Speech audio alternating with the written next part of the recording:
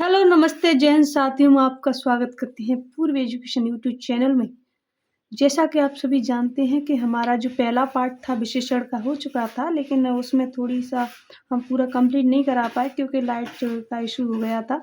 तो अब दोबारा दूसरी क्लास में हम उसको कंटिन्यू करने वाले हैं, जिसमें हमने यहाँ तक छोड़ा था कि सार्वनामिक विशेषण किसे कहते हैं, वहीं से हम उसे दोबारा कंटिन्यू करते हैं। अगर आपने नहीं देखी हो तो पहले उस क्लासेस को देखना, इसके बाद ही इस क्लासेस को देखना, तभी समझ में आएगा, वरना आपको बीच से कुछ भी समझ में नहीं आएगा विशेषण का। अगला होता है 4 प्रकार का, जो होता है आपका सार्वनामिक विशेषण। सार्वनामिक विशेषण वह विशेषण जो विशेषण का काम करता है, सार्वनामिक विशेषण कहलाता है। जैसा कि आपको पता है कि सर्वनाम क्या होता है, अगर किसी व्यक्ति का आपको नाम नहीं पता है, तो नाम के अलावा आप कहते हैं कि भई यह या वह। तो उसी प्रकार जब विशेषण उसका कोई ऐसा शब्द होता है जो उसकी विशेषता बतला देता है, तो उसी को हम कहते हैं कि सार्वनामिक विशेषण। जैसे कि वह लड़का प्रथम आया, वह क्या है? एक सर्वनाम है क्योंकि हमें उसका नाम नहीं पता है।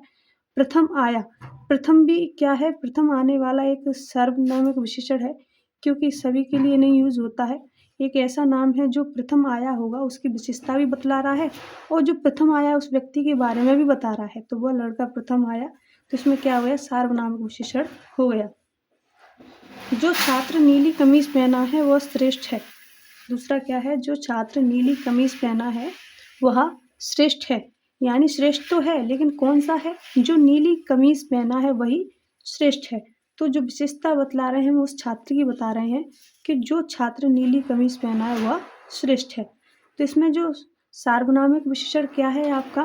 नीली कमीज़ पहनने वाला, और जो श्रेष्ठ है क्योंकि नीली कमीज़ पहना है, वो तो अलग से पहचान बता दी कि वो व्यक्ति है, और दूसरी बात है कि उसमें गुण के बारे में बता दिया, विशेषण बता दिया कि नीली कमीज़ ही पहना है। तो इस प्रकार इसमें हो गया सार्वनामिक विशेषण।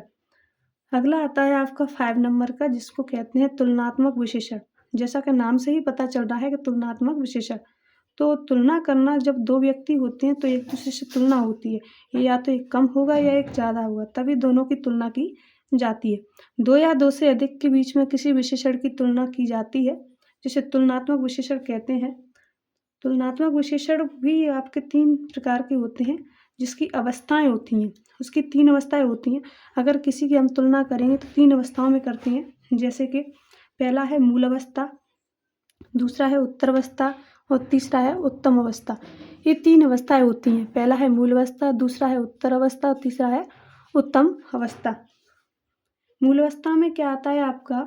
वह शब्द जो सामान्य अवस्था का बोध कराता है। जैसे इसमें कोई व्यक्ति ना तो किसी की बुराई करता है, ना किसी से किसी को श्रेष्ठ बताता है, ना किसी को कम ज़्यादा बताता है।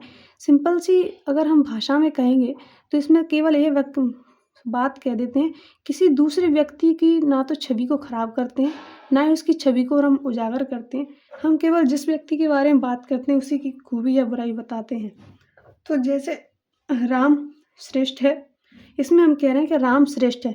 हम राम को श्रेष्ठ कह रहे हैं, इसके अलावा हम किसी अन्य व्यक्ति को बुरा भी नहीं कह रहे हैं और ना ही उससे तुलना कर रहे हैं। तो ये होता है आपका मूल अवस्था। दूसरा है पहाड़ी उच्च।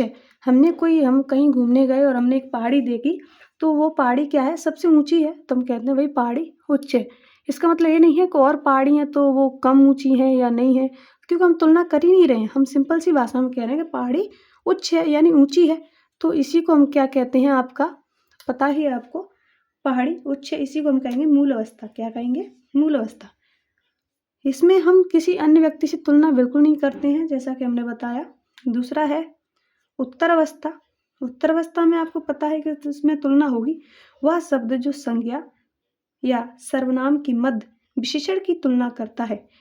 या तो संज्ञा होगा यानी कोई व्यक्ति होगा, या सर्वनाम उसके नाम के इस्तेमाल पर जो वर्ड आया होगा, सर्वनाम की विशेषता की मध्य तुलना करेंगे तो क्या होगा?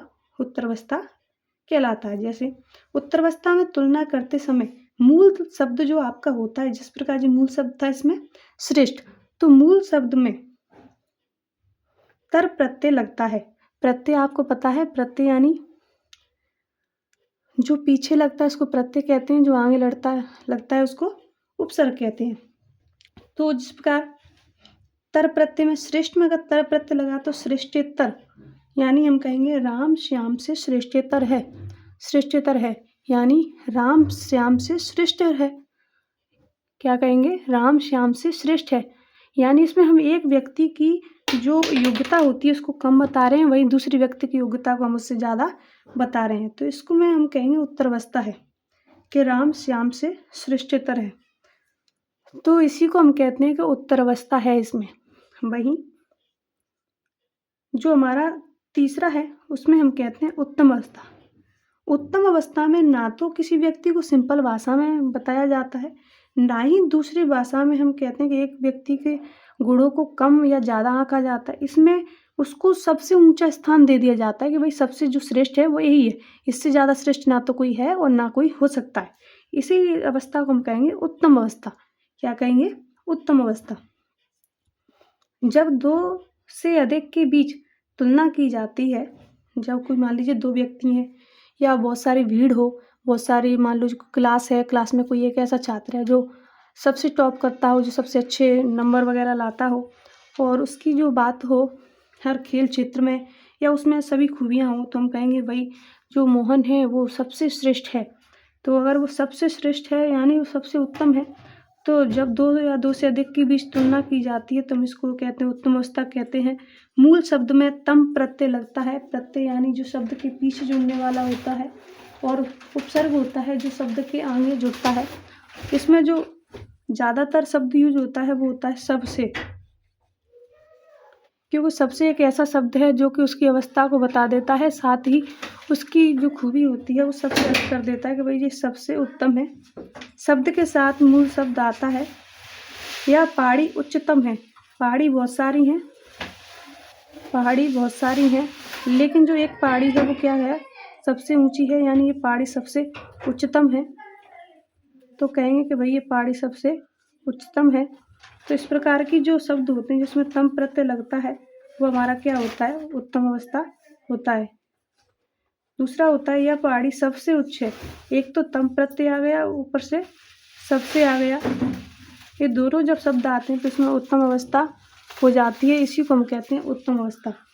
तो इस प्रकार तुलनात्मक विशेषण की 3 अवस्थाएं होती हैं। मूल अवस्था जिसमें किसी व्यक्ति को कम या ज़्यादा नहीं आंका जाता है, किसी को गुणों को कम नहीं किया जाता है, किसी की बुराई नहीं की जाती है। इसमें साधारण सी भाषा में उस व्यक्ति के बारे में ही बताया जाता है, तो इसको हम कहेंगे मूल अवस्था। उत्तरावस्था होती है जिसमें दो व्यक्तियों की तुलना होती है, उसको हम कहेंगे उत्तरावस्था। और उत्तम अवस्था वो होगी जिसमें हम सबसे ऊंचा स्थान दे देते हैं, उसके अलावा और कोई व्यक्ति उसके समान नहीं हो सकता है। इसी को हम उत्तम अवस्था कहते हैं। तो हमारे जो विशेषण हैं वो हम यहीं पे ख़त्म करते हैं। हमारे विशेषण ख़त्म हो चुके हैं। तो आपने देखा और समझा। कहीं भी दिक्कत आई हो तो हमें बताना, कमेंट करके बता सकते हैं क्लासेस में। और थोड़ा आज की क्लासेस में आपको क्या बदलाव नज़र आया ये भी कमेंट करके बताइए। थैंक यू, धन्यवाद। हमारा सपोर्ट और साथ बनाए रखिए।